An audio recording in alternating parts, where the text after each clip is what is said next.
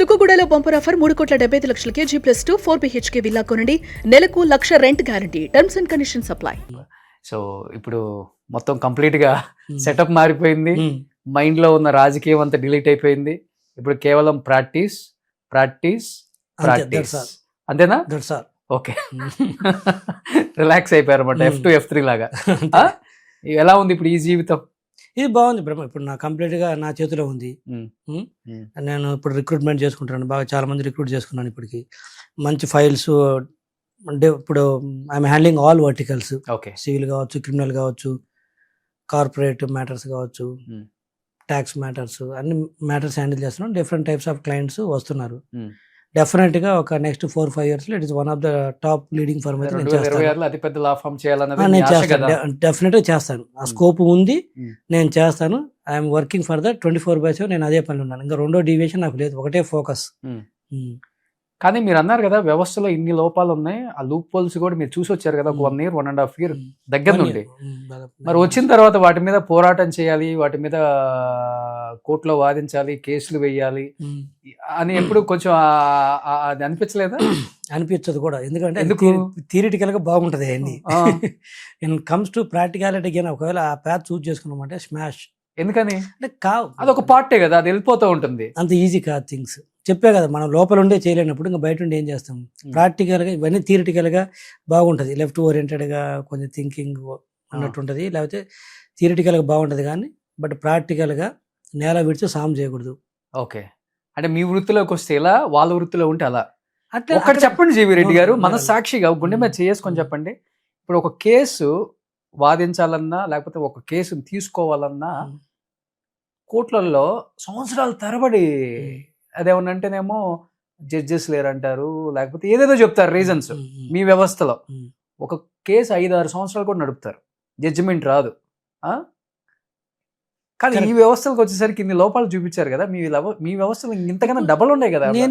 నేను చెప్పేది నా బతుకు తెరుగు గురించి నేను చెప్తుంది డిఫరెన్స్ చెప్తాను. ఇందా చెప్పింది నాకు అది అనవసరం, చాలా డిప్లొమాటిక్ ఆన్సర్స్ ఇస్తారు. క్లియర్గా చెప్పాను. ఇందాక నేను చెప్పింది ఏంటంటే అది నా బతుకు తెరుగు.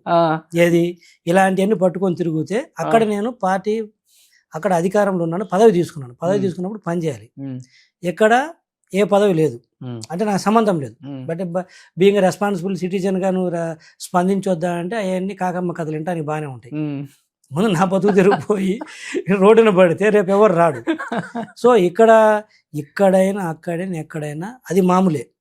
ఇక్కడ ఏంటంటే నేను ఇండిపెండెంట్ ప్రొఫెషనల్ కాబట్టి ముందు నేను ఎలా బతకాలి, ముందు నా కడుపు నిండితే నేను ఏదైనా ఆలోచిస్తాను. కడుపు నిండకుండా చేస్తే రోడ్డున పడతాం. ఓకే, సో అక్కడ ఏంటంటే నేను పదవిలో ఉన్నాను కాబట్టి డెఫినెట్గా అవ్వాలని కోరుకున్నాను, ప్రయత్నించాను, చేయడానికి కాలేదు. ఓకే, ఇక్కడ కూడా నేను క్లయింట్కి న్యాయం చేయడానికి ట్రై చేస్తాను. నా స్కోప్ అంతవరకు, అంతకు మించి నేను ఎక్కువ మాట్లాడితే ఒకటేమో అయితే రోడ్డున పడతా, లేకపోతే ఈడు చేదస్తపోడు అంటారు. అసలు చిన్న తేడా ఉంది దానికి, మీరు గమనించాలి. అంతేగాని అదేం కాంట్రడిక్షన్ కాదు. అక్కడ ఉన్నా కాబట్టి ఎట్లా, ఇక్కడ ఉన్నా కాబట్టి పట్టించుకోవట్లేదని కాదు.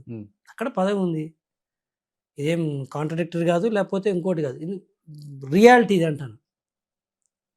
అంటే పదవి కూడా పెద్ద గొప్ప పదవి అని చెప్పుకోకూడదు. మీకు చెప్పాలంటే ఒక ఎమ్మెల్యేలు, ఒక మినిస్టరు, ఒక ఎంపీ ఇలాంటి వాళ్ళు రాజీనామా చేసి అధికారంలో ఉన్నప్పుడు బయటకు వస్తే ఎంత పెద్ద ఎత్తున మాట్లాడుకుంటారు జనం. అలాంటి మీద ఒక చైర్మన్ పదవికి రాజీనామా చేస్తే చాలా పెద్ద డిస్కషన్ జరిగింది.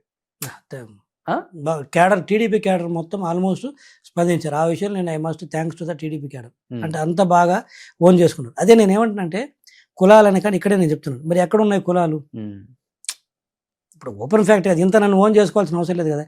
అప్పుడే కదా ఈ రోజు కూడా నాకు బ్రహ్మాండంగా ఓన్ చేసుకుంటున్నారు.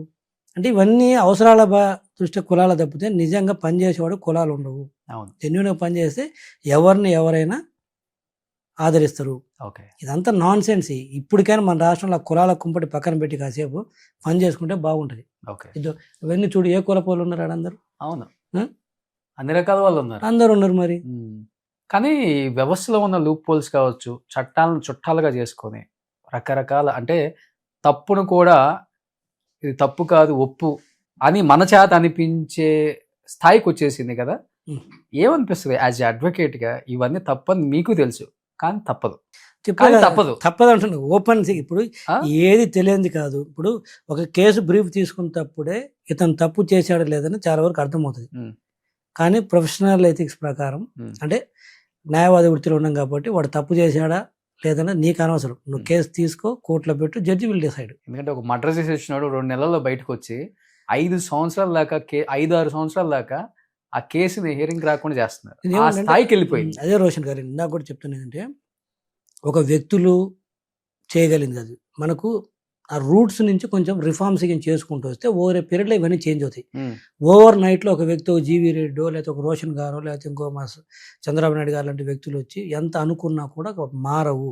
నీకు సిస్టంలో చేంజ్ చేసుకుంటేనే చేంజెస్ వస్తుందని నేను స్ట్రాంగ్గా నమ్ముతాను. ఇప్పుడు బ్రిటిష్ హయాం నాటి చట్టాలు ఇప్పటికి ఉన్నాయి, ఉమ్. అదే రూల్స్ ఉన్నాయి. మీకు అర్థమవుతుంది చెప్తుంది. సో ఇప్పటికీ అదే కర్ర పెత్తన నడుతున్నప్పుడు మన కళ్ళ ముందు కనపడుతున్నప్పుడు ఇప్పుడు కాదు ఇంత ఏఐ టెక్నాలజీలో కూడా ఉమ్. ఇంకా నీకు పాత చట్టాలు పెట్టుకొని లేకపోతే పాత రూల్స్ పెట్టుకొని అదే స్థాయిలో మనం నడిపితే ఇలానే ఉంటుంది అంటాను. అవి చేంజ్ అయితే ఆటోమేటిక్గా ఇవన్నీ బై డిఫాల్ట్ వ్యక్తులు కూడా ముందుకు వస్తారు, ఎంతో కొంత కాంట్రిబ్యూట్ చేస్తారు. ఓకే. అవన్నీ అంత కట్టేసి పరిగెత్తమన్నట్టు మీరు చెప్పేది.